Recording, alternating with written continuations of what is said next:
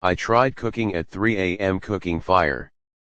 The apartment was too quiet. Not the comforting kind of quiet but the heavy, suffocating silence that made every creak of the floor sound like a gunshot. Ayan sat on the edge of the couch, staring at the clock. 2:58 a.m. His hands shook from too much coffee, his chest heavy from too much thinking. Sleep wasn't he coming? Not tonight. Not after the fight.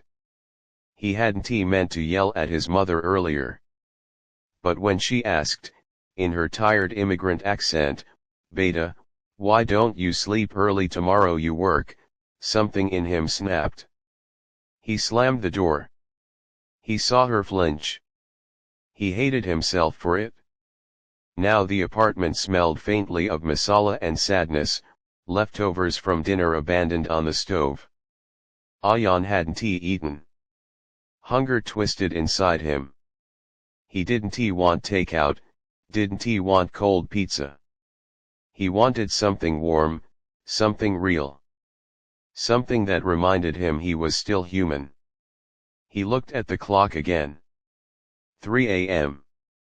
Fine, he muttered. I'll cook. The kitchen.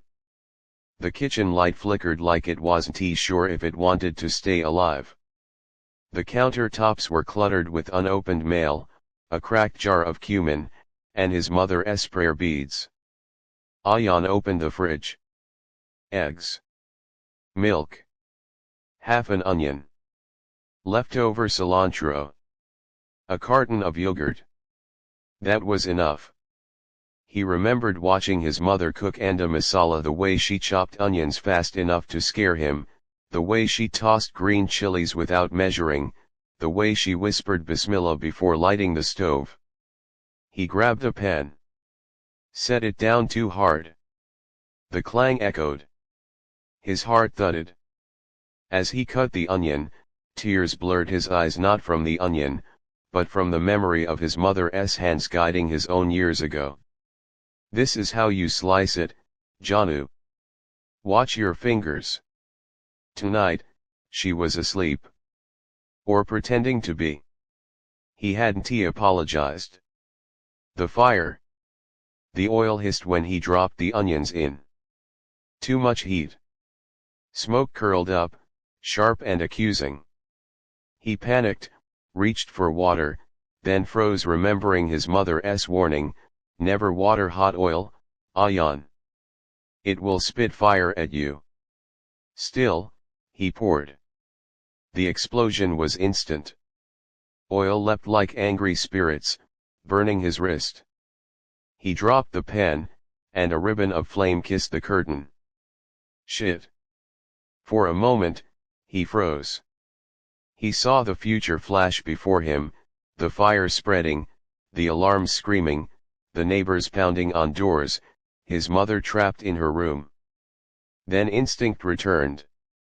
He grabbed the curtain, yanked it down, smothered the flames under his feet. His chest heaved. His hand stung. The kitchen smelled of smoke and regret. The fire was gone. But the silence after was worse. The knock. At 3:17 a.m., a knock came at the door. Not gentle. Heavy. Demanding. His heart raced. Who the hell would knock at this hour? He opened the door to find Mr. Ramirez, the neighbor from 2B, a retired Marine with tired eyes. He smelled of cigarettes and cheap whiskey. You all right, kid? I smelled smoke. Ayan swallowed. His hand still burned, his eyes burned too. Yeah. I was cooking.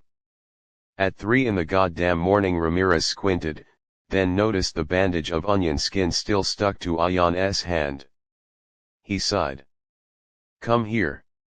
The neighbor's kitchen. Ramirez's apartment was a mirror of theirs, but darker, lonelier. The walls were lined with photos of a younger man in uniform, saluting in deserts and jungles. A single lamp lit the room. He sat Ayan down, cleaned his burn with practiced hands, and wrapped it carefully. "You don't cook much, do you?" Ramirez asked. Ayan laughed bitterly. "I don't do much of anything right." Ramirez didn't answer at first. He just poured them both a glass of water. Then he said, quietly, "You know what time I used to cook?" Ayan shook his head. 3 a.m. Afghanistan. Out in the sand, under fire. I'd heat a can of beans with a lighter. The guys would laugh at me. But food, it kept us human. Reminded us of home. Reminded me I wasn't just a machine holding a rifle. Ayan looked down at his bandaged hand. "Cooking at 3 a.m. isn't crazy," Ramirez said. "It's survival." The return. When Ayan returned to his apartment, his mother was sitting at the kitchen table. Awake. Waiting. Her dupatta was draped around her shoulders, her eyes swollen from tears.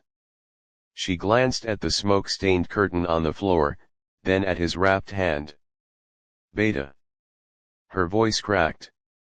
"What were you trying to do?" Ayan wanted to lie. To say it was nothing. But his throat closed. "I wanted to cook. Like you do." "I wanted. I don't know, to make something right." Her eyes softened.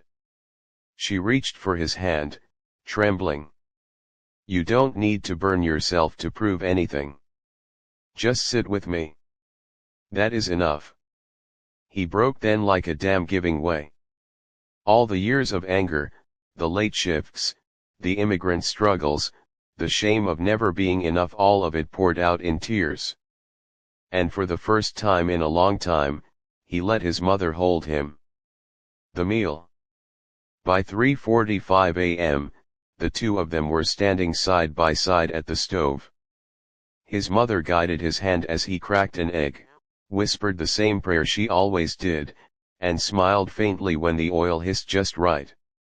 They made a simple dish: scrambled eggs with onions, a sprinkle of salt, a handful of cilantro. Nothing special. But when they sat down at the table, steam rising between them, it felt like a feast. Ayan took the first bite. Warm. Comforting. Alive. He looked at his mother, at the weary love in her eyes, and said softly, "Thank you. For everything." "I'm sorry." She nodded. "Eat, Beta. Tomorrow will be better." The ending. Outside, the city was still asleep. Inside, the kitchen glowed, smoke lingering, but hope lingering longer. At 4 a.m., mother and son ate together, the world reduced to eggs and silence and forgiveness. And Ayan thought, sometimes the fire you start at 3 a.m. isn't the one that destroys you. It's the one that saves you.